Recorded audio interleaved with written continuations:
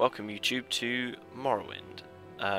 This isn't going to be a Let's Play, this is actually a special video that I'm doing because several people requested that they said that my voice was quite calming, and they thought that I could read some in-game lore of various things just so that I'm reading. So I decided to go into Morrowind and read some of the read a book from the game so that you can listen to it if you want. This isn't going to take away from my other gameplay, and of course I'm not going to be doing Morrowind, just to let you know. But for today I'm going to be reading The Brothers of Darkness. So if you don't like my voice, like myself, don't watch the video. But for now, let's go for it. The Brothers of Darkness by Palan Assi. As their name suggests, the Dark Brotherhood has a history shrouded in obfuscation. Their ways are secret to those who are not themselves brothers of the Order. Brother is a generic term. Some of their deadliest assassins are female, but they are often called brothers as well.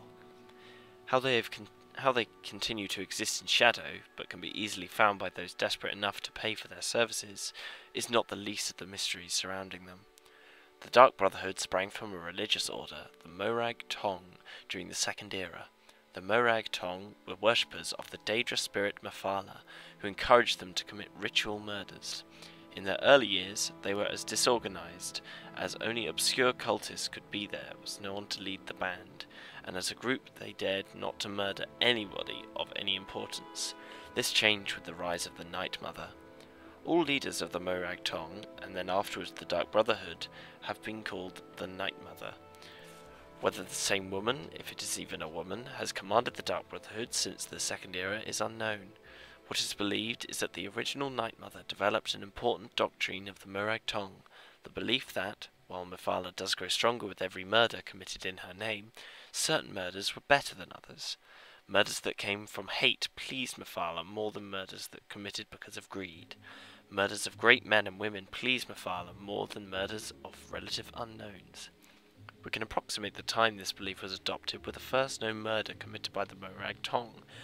In the year 324 of the Second Era, the potentate Vasidju Shai was murdered in his palace in what is today the elsewhere kingdom of Senchal.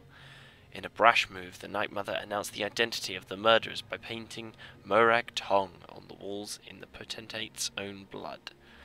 Previous to that, the Morag Tong existed in relative peace, more or less like witches' covens, occasionally persecuted but usually ignored. In remarkable synchronicity, at a time when Tamriel, the arena, was a fractured land, the Morag Tong was outlawed throughout the continent. Every sovereign gave the cult's elimination his highest priority. Nothing more was officially heard of them for 100 years.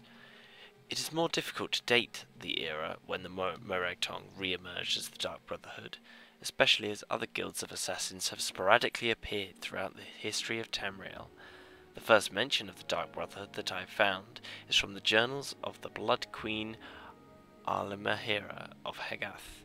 She spoke of slaying her enemies by her own hand, or if necessary, with the help of the Night Mother and her Dark Brotherhood, the secret arsenal my family has employed since my grandfather's time. Alimahera wrote this in the Second Era 412, so no one can surmise that the Dark Brotherhood has been in existence since at least 360, if her grandfather had truly made use of them. The important distinction between the Dark Brotherhood and the Morag Tong was that the Brotherhood was a business as much as it was a cult. Rulers and wealthy merchants used the order as an assassin's guild. The Brotherhood gained the obvious rewards of a profitable enterprise, as well as the secondary benefit that rulers no longer actively persecute them. They were needed. They were purveyors of an essential commodity. Even an extremely virtuous leader would be unwise to mistreat the Brotherhood. Not long after Alimahera's journal entry came perhaps the most famous series of executions in the history of the Dark Brotherhood. The Colovian Emperor Potentate Severian Chorak and every one of his heirs were murdered on the bloody night in Sun's Dawn on 430. Within a fortnight, the Colovian dynasty crumbled, to the delight of its enemies. For over 400 years, until the advent of the warrior emperor Tiber Septim, chaos reigned over Tamriel. Though no comparably impressive executions have been recorded, the Brotherhood must have grown fat with gold during that interregnum. The Dark Brotherhood has no shortage of business opportunities, and accounting, I have been informed, is the Brotherhood's favourite euphemism for an execution. While they are officially considered an unlawful organisation in every corner of the Empire, like the Thieves' Guild, they are almost as universally tolerated. So, I hope you enjoyed that, thank you for listening, and I will see you next time for the next reading.